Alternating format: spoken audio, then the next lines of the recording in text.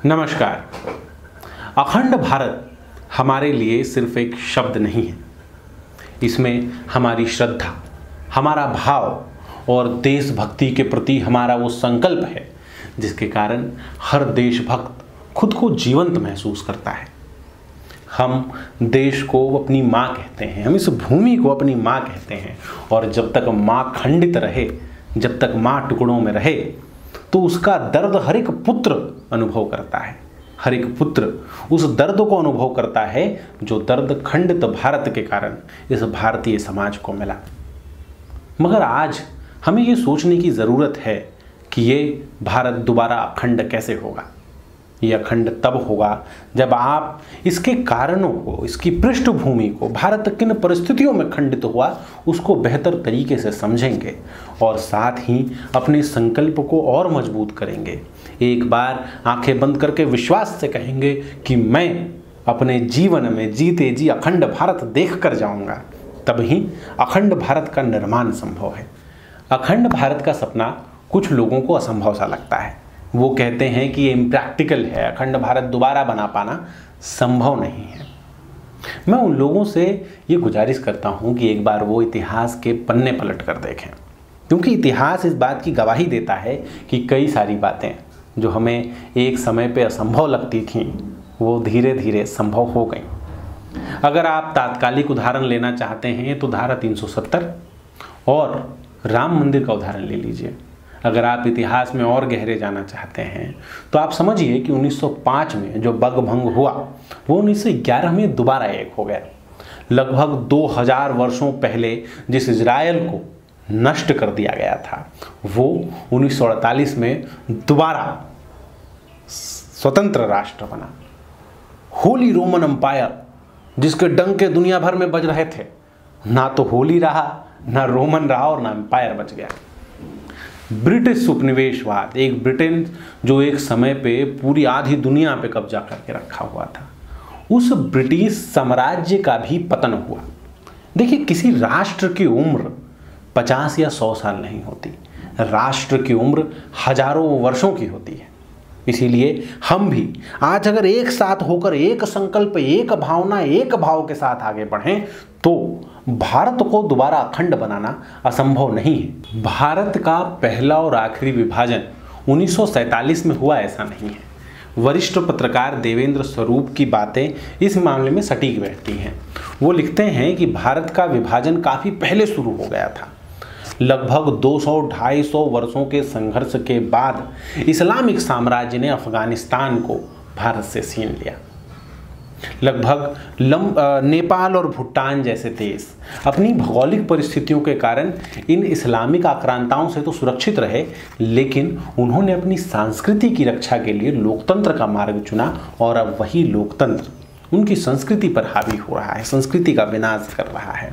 श्रीलंका के ऊपर लंबे समय तक पहले पुर्तगालियों ने राज किया, फिर हॉलैंड ने राज किया और फिर अंग्रेजों ने राज किया और आज श्रीलंका इस कदर अलग हो चुका है कि ये बात हमारी स्मृति में भी नहीं है कि कभी श्रीलंका भारत का हिस्सा हुआ करता था। दक्षिणी पूर्वी एशिया के लगभग सभी देश इस्लाम के सामने आत्मसमर्पण कर चुके हैं। यह आत्मसमर्पण की बात, वो इस्लाम से उन्होंने संघर्ष लगातार जारी रखा और भारत से कोई सहयोग ना मिलने के बाद भी आज भी उन्होंने अपनी पूजा पद्धति तो बदल ली है, मगर उन्होंने अपनी संस्कृति को जीवित रखा है। इस्लाम के साथ समन्वय बनाते हुए उन्होंने अपनी संस्कृति को जिंदा रखा। ये उनके लिए तो संभव था, उन्होंने ये किया। मगर आज एक बड़ा प्रश्न भारत के सामने है, क्योंकि ये इस्लामी साम्राज्यवाद जिस भी देश में गया उसने वहाँ की संस्कृति को, वहाँ की मूल सभ्यता को पूरी तरीके से ख़त्म कर दिया। भारत की भी स्थिति देखिए, 1947 में भारत 2 हिस्सों में बट गया और एक पाकिस्तानी पत्रकार की पाकिस्तानी टेलीविज़न डिबेट में कही गई बात मुझे याद आती है। उसने कहा कि जिस दिन भारत के पहले व्यक्ति ने इस्लाम स्वीकार किया उसी दिन भारत के बंटवारे की लकीर खिंच गई थी और ये वास्तविकता भी है। देखिए, पाकिस्तान ने खुद को इस्लामिक राष्ट्र घोषित कर लिया। अफगानिस्तान, पाकिस्तान, बांग्लादेश से हिंदुओं को मार मार के भगाया जा रहा है। हिंदू संस्कृति का संकुचन जो लगभग 2000 वर्षों पहले शुरू हुआ था वो अभी तक लगातार जारी है। हिंदू संस्कृति लगातार सिकुड़ती जा रही है। जब हम भारत के विभाजन के कारणों की समीक्षा करते हैं तो ये समझ में आता है कि उस समय का तात्कालिक नेतृत्व भारत की संस्कृति को लेकर बहुत ही भ्रामक स्थिति में था। उसके दिमाग में चीज़ें क्लियर नहीं थी कि जिसे हम भारतीय संस्कृति कहते हैं वो आखिर है क्या। अंग्रेज अपना नैरेटिव स्थापित करने में सफल रहे थे। उन्होंने ये स्थापित कर दिया था कि जिस तरह मुगल बाहर से आए, जिस तरह अंग्रेज बाहर से आए, उसी तरह आर्य भी बाहर से आए थे, जिन्हें आज हम हिंदू कहते हैं। उन्होंने ये सिद्ध करने का प्रयास किया कि जो आर्य हैं वो बाहर से एक संस्कृति लेके आए, भारत की संस्कृति भारत की मूल संस्कृति नहीं है। उन्होंने ये स्थापित करने का प्रयास किया कि भारत दरअसल कभी एक राष्ट्र के तौर पे रहा ही नहीं, भारत कभी एक देश रहा ही नहीं।